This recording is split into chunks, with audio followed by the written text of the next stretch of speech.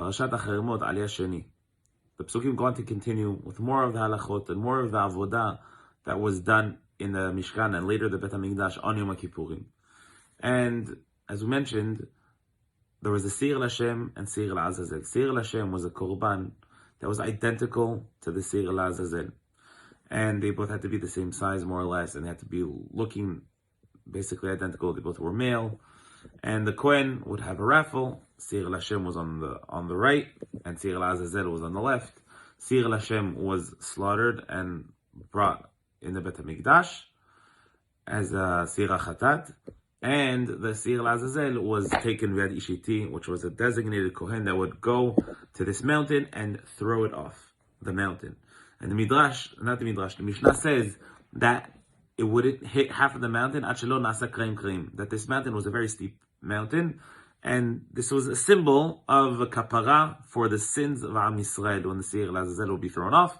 Lashon shel Zeurit was this red strand that would turn white, which was a symbol that HaKadosh Baruch Hu forgave Am Yisrael for the sins.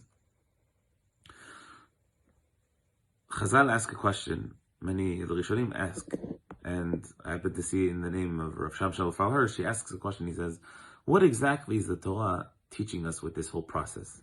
For sure, it's a chok. We don't understand the deeper secrets of these inyanim, but just something practical for us to understand.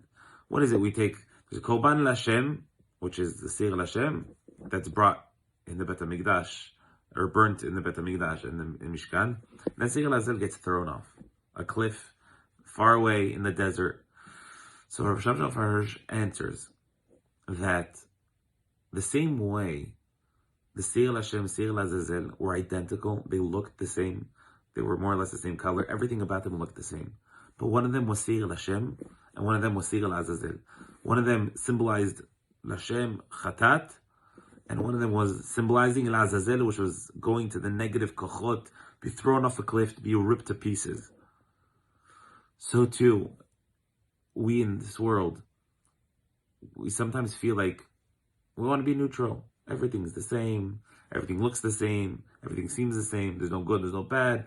We're afraid of making changes. We're afraid of doing something different, whether it's because of the people around us, whether it's we're just lazy, whether we're just complacent, we're just comfortable where we are. The Torah telling us no. Seir L'Hashem, Seir L'Azazel. If you're either L'Hashem or you're L'Azazel. Either you're going and growing and growing, or you're going the opposite way. And it's all about the choice that we make. We choose L'Hashem, or Chas v'Shalom the other way.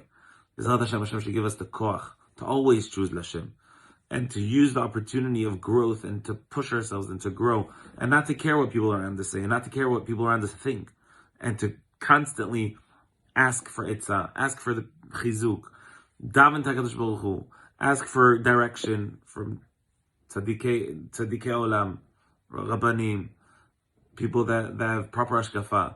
Mizrat Hashem will be able to serve HaKadosh Baruch Hu b'simcha.